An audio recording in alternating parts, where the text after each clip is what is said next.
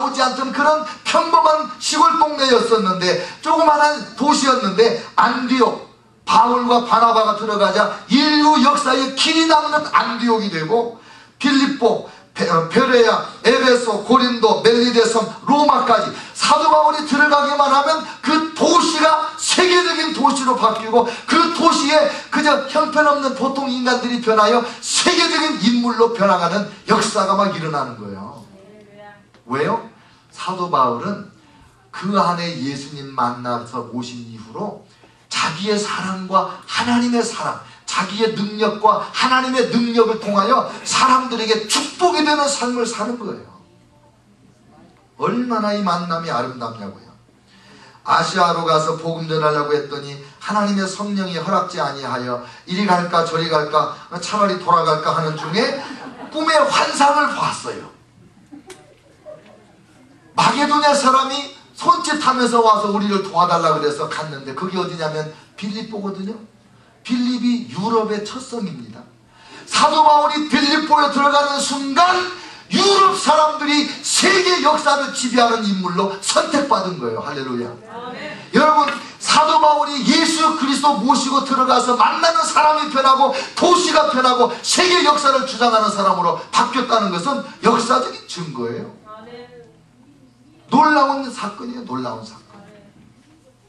옛날에 영국에 어느 시골 마을에 나그네가 여행 중에 들어갔는데, 이 컬컬한 목을 죽이기 위하여 아무리 찾아도 그 흔해 빠진 주막 하나가 없는 거예요.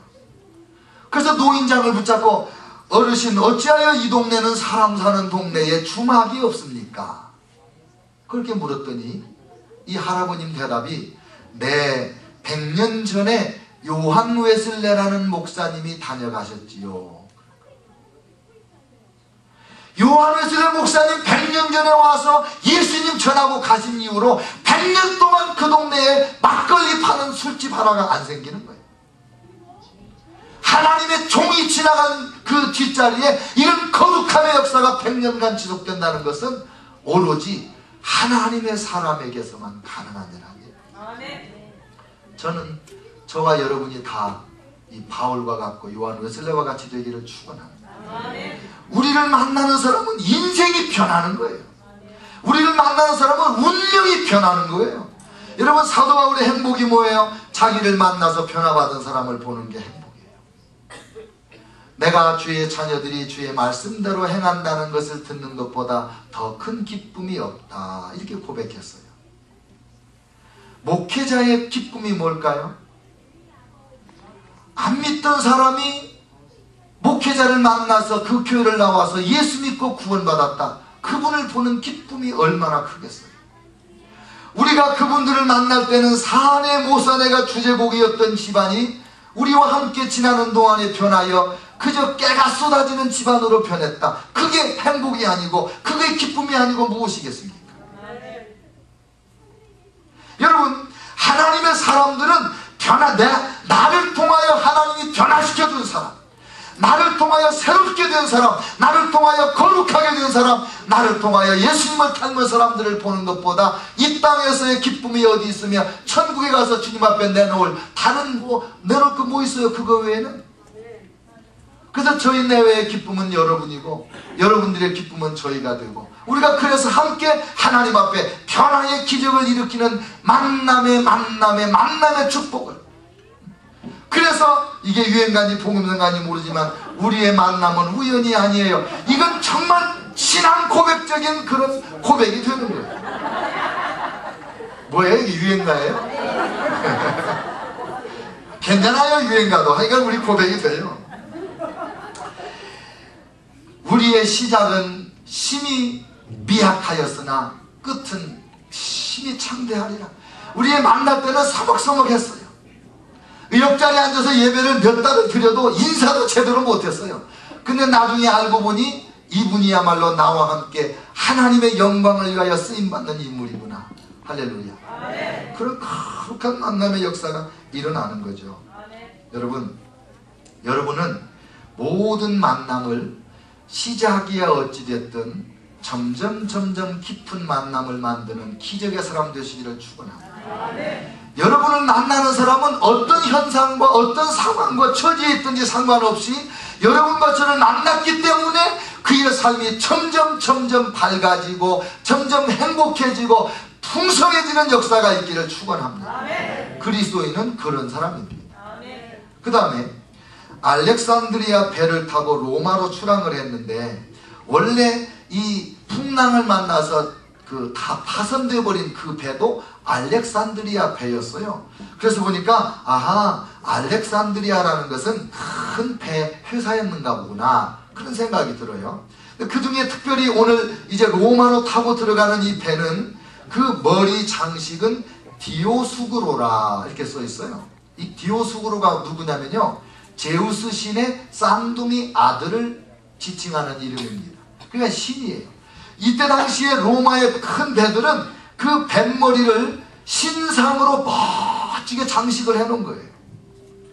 그게 참 재밌잖아요. 제우스 신의 아들 머리로 장식된 배를 타고 하나님의 종 바울이 로마에 들어갔는데, 그때로부터 200여 년이 지나자 제우스 신은 로마에서 싹 쫓겨나 버리고 하나님을 믿는 기독교 국가로 바뀌었습니다. 할렐루야. 그래서 이 제우스 신의 아들들은 공로가 있어요. 로마에 하나님의 사자를 모시고 들어간 공이 있는 거예요.